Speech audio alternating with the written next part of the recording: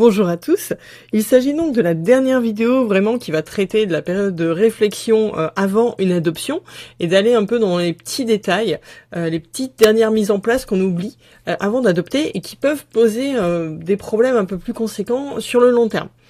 Donc là, nous allons discuter du foyer, du fonctionnement, de l'environnement, du budget et aussi des vacances. De refaire un petit tour d'horizon et d'en finir avec cette phase de préparation. Donc est venu le moment de se réunir autour de la table, entre membres du foyer, de vérifier que tout le monde est toujours sur la même longueur d'onde, voir avec les enfants surtout, alors comment tu te sens, t'es super content, tu vas voir, t'auras un chien, un chat, un lapin, est-ce que t'as des questions, est-ce qu'il y a des choses qui te font un peu peur, qui peuvent peut-être t'inquiéter, ah oui c'est un gros chien, ça peut t'inquiéter un petit peu, s'il te bouscule, ah d'accord, ok je comprends, ah t'as peur un peu, peut-être que je passe moins de temps avec toi et plus avec le chien, des câlins. Il peut y avoir plein d'interrogations comme ça pour des enfants un peu de tout âge qui seront différentes, donc c'est bien de pouvoir en parler ouvertement, de rassurer tout le monde, et aussi pour par exemple des enfants qui ressentiraient un petit peu de peur par exemple, effectivement c'est tout un travail aussi de prévention pour la morsure, c'est-à-dire que quand on a peur, des fois on peut être un peu agressif pour se protéger, donc ça peut être un enfant qui va vouloir repousser un peu le chien, un peu avec le pied, un peu avec ce genre de geste qui finalement pourrait poser problème au chien au niveau de la relation. Donc c'est aussi le moment de faire un petit peu un état de lieu de tiens, qu'est-ce que mon enfant sait de l'animal qu'on va adopter, de son éducation, comment il fonctionne, comment va être leur relation, les bons gestes à adopter aussi.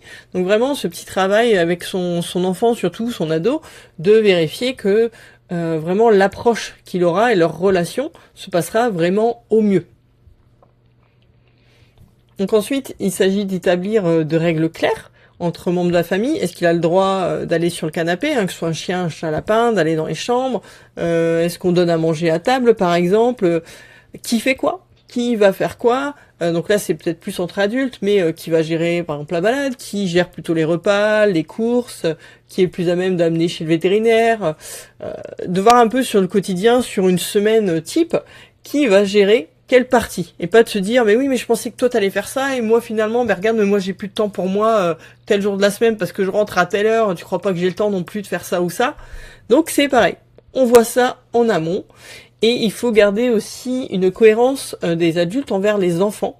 Donc bien sûr, vous pouvez pas responsabiliser un enfant de 3 ans, mais par exemple un adolescent, vous pouvez très bien le faire participer, de dire écoute, tu fais partie du foyer, tu as 15, 17, etc. Est-ce que tu es ok si par exemple toi, je sais pas, 2 fois par semaine, tu le sors tel jour, parce que nous on rentre plus tard. Est-ce que tu es ok pour peut-être gérer, donner ça à sa gamelle. Voilà, il y a des choses en tout cas qui peuvent être faites.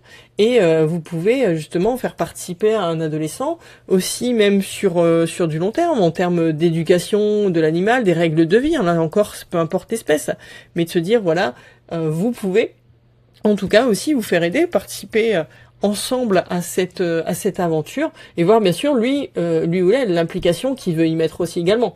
Vous pouvez avoir un ado de je sais pas 17-18 ans qui pourrait énormément vous aider, mais en fin de compte qui n'en a rien à faire d'avoir un chien, un chat et qui veut dire vous êtes mignon, vous les avez voulu mais moi je m'en fous royalement. Donc voilà, c'est bien de savoir justement où on en est par rapport à tout ça et à quel point l'enfant pourrait ou voudrait s'impliquer en tout cas dans cette partie-là. Dernière petite parenthèse par rapport aux enfants en bas âge, c'est bien de pouvoir les faire dépister. Donc vérifier qu'il n'y a pas d'allergie. En tant qu'adulte, on a côtoyé assez d'animaux dans notre vie pour nous s'en rendre compte. Par contre, effectivement, si de temps en temps vous voyez les chiens, chats d'amis, c'est peut-être pas en une après-midi qu'il va se passer grand-chose au niveau des yeux, respiratoire, de la peau, mais de l'avoir au quotidien. Ce serait dommage au bout de 2-3 mois de se rendre compte qu'il y a une allergie qui est plus ou moins intense. Et là, on se retrouve vraiment au pied du mur en se disant bah mince, qu'est-ce qu'on fait ? Donc effectivement, le savoir à l'avance, au moins permet d'anticiper s'il y a besoin d'un traitement médicamenteux, peut-être au niveau des poils, des choses à faire, voir avec le médecin comment on peut traiter ça. Concernant maintenant l'environnement, de se poser quelques questions. Tiens, j'habite à la ville, à la campagne. Est-ce que l'endroit est sécurisé, par exemple, pour mon chat qui va à l'extérieur?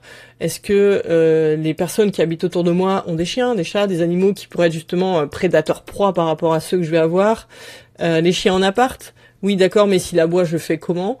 S'il court, ça peut faire du bruit. Est-ce que je suis au rez-de-chaussée? Est-ce que je suis au dernier étage? Voilà, l'environnement en fait autour de vous dans lequel va évoluer votre animal, le voisinage proche. Est-ce qu'il y a des choses que vous pouvez anticiper? Est-ce qu'il y a des choses que vous pouvez faire déjà pour préparer cette partie-là? Bien sûr, je vais reparler du budget parce que c'est très important, parce que ça peut poser tout un tas de problèmes et parce que justement c'est en lien directement par rapport à la santé de l'animal et au bien-être. Donc vraiment d'avoir prévu une enveloppe, un compte, peu importe comment vous le gérez, mais qui ne doit être vraiment dédié qu'à votre animal, de la même manière que vous avez un filet de sécurité en cas de problème de voiture, etc., que vous avez mis de côté peut-être pour vos enfants, pour leurs études, pour toute chose qui pourrait justement les aider dans la vie. Vous devez avoir une enveloppe pour vos animaux et qui est assez conséquente pour pouvoir pallier à des soins vétérinaires, à des imprévus, pourquoi pas avoir prévu une assurance, une mutuelle santé, pour gérer justement tout ça.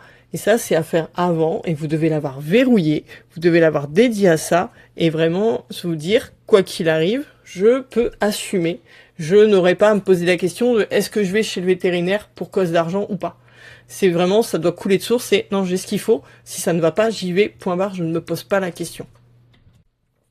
Enfin, la dernière partie sera autour des vacances, des déplacements. Donc bien sûr, si vous avez la famille qui est disponible et qui est très contente peut-être d'avoir le chien, le chat, bah écoutez, c'est très très bien, tant mieux. Mais par contre, c'est pas pour autant que ça doit être fait à l'arrache, parce que de la même manière que vous allez le laisser dans une pension peut-être, il faut le faire de manière progressive, le faire tranquillement. Tiens, je laisse ça une après-midi, quelques heures, et puis un jour, une nuit, je vois un peu comment ça se passe, parce que finalement, il pourrait y avoir des difficultés, que ce soit au niveau de l'animal ou de la personne qui le gère, en disant bah finalement, je m'attendais pas à ce que ce soit comme ça. Donc savoir un petit peu ce qui pourrait poser problème et de faire vraiment ces petites phases de test tranquillement, de laisser la petite fiche qui va bien, de parler un petit peu des habitudes de l'animal, d'essayer de lui garder justement un petit socle commun de des heures à tel repas, la petite sortie si on peut le garder un peu à tel endroit, voilà, d'avoir un petit peu ces habitudes qui faciliteront au final la transition et les moments. Donc bien sûr vous avez des individus qui vont s'adapter beaucoup plus que d'autres selon s'ils ont régulièrement vu les membres de la famille ou pas, l'environnement, etc. Mais voilà, prendre le temps de s'asseoir, de donner le carnet de santé, la caisse de transport, tout ce qui va bien en tout cas, c'est super important pour que ça se passe au mieux pour tout le monde. Si vous optez plutôt pour un pet-sitter ou pour une pension, donc il y a quelques petites choses à vérifier. Tout d'abord que la personne ait une entreprise déclarée avec une assurance professionnelle, qu'elle soit titulaire de la CACED, qui est une attestation de connaissance des animaux d'espèces domestiques, donc qui est obligatoire de toute manière. Vérifiez aussi les prérequis, c'est-à-dire vous pouvez avoir des vaccins à faire, comme la toux de chenille ou ce genre de choses, qui justement sont obligatoires si vous mettez votre chien généralement avec d'autres chiens. Et en fait du coup avec le rappel, les différentes injections, il se peut que vous deviez faire ça vraiment en avance. Et de toute manière au niveau des délais, vous avez les meilleurs pensions, les meilleurs, même les meilleurs pet-sitters, qui peuvent ne plus être disponibles vraiment très à l'avance, surtout par exemple le système de pension, où vous avez des gens qui d'une année à l'autre reviennent de vacances et réservent déjà de manière régulière sur les mêmes créneaux d'une année. Et donc là vous pouvez vous retrouver avec les meilleures pensions finalement qui seront bookées très rapidement, un peu de la même manière que quand vous avez un enfant en bas âge, vous essayez déjà en amont, bien avant, de trouver une crèche. Là c'est la même chose, les meilleurs vont être réservés finalement très tôt, ou bien sûr vous avez toujours des désistements ou ce genre de choses. Mais finalement, il vaut mieux vraiment prévoir à l'avance pour que vous puissiez tout simplement partir tranquille si, par exemple, vous avez que 2-3 semaines qui sont toujours à la même date et que vous ne pouvez pas vraiment faire preuve de souplesse à ce niveau-là, d'anticiper cette partie-là, de vraiment prendre le temps de rencontrer les personnes, de visiter les lieux, de faire vraiment le tour, comment ça se passe, est-ce que vous faites des photos, des vidéos, est-ce que j'ai besoin de ramener des choses, qu'est-ce que je dois ramener, comment se gère un petit peu toute cette partie-là. Et qui va pouvoir aussi vous aiguiller.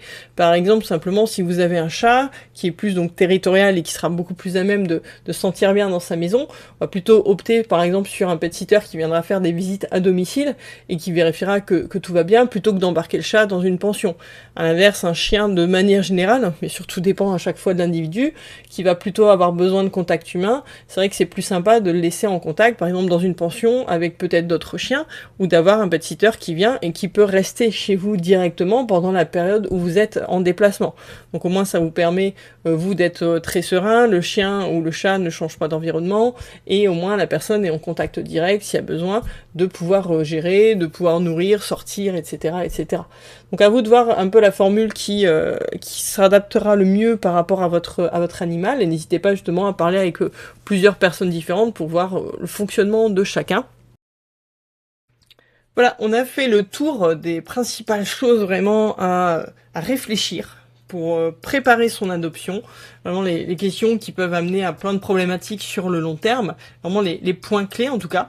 Donc bien sûr, il y a toujours des petits détails, toujours des petites choses. Donc c'est bien de vous faire accompagner. Moi je propose une prestation justement où on reprend toutes ces choses-là, on vérifie, on va vraiment dans le détail et on pousse tout ça pour que tout se passe vraiment au mieux pour tout le monde. Parce que là on a vraiment beaucoup d'abandons qui étaient prévisibles parce que les personnes justement ont mis de côté certaines questions et en prenant le temps, vous permettez d'adopter en pleine conscience sereinement et justement un simple rendez-vous peut sécuriser un choix qui vous protège de problèmes futurs sur des années et surtout d'agrandir votre famille et que ce soit un moment d'épanouissement pour tout le monde. Donc voilà, cette vidéo clôture la période de réflexion et les prochaines étapes à venir sont donc en lien avec le choix de la structure d'adoption. Pour le reste, de toute manière, vous savez comment faire. Vous pouvez vous abonner pour pouvoir suivre justement les prochaines vidéos et être alerté. Vous avez également toutes mes coordonnées sur les réseaux sociaux. Si vous avez besoin de prendre un rendez-vous, je pourrai répondre directement à vos questions. Merci de votre attention et à la prochaine.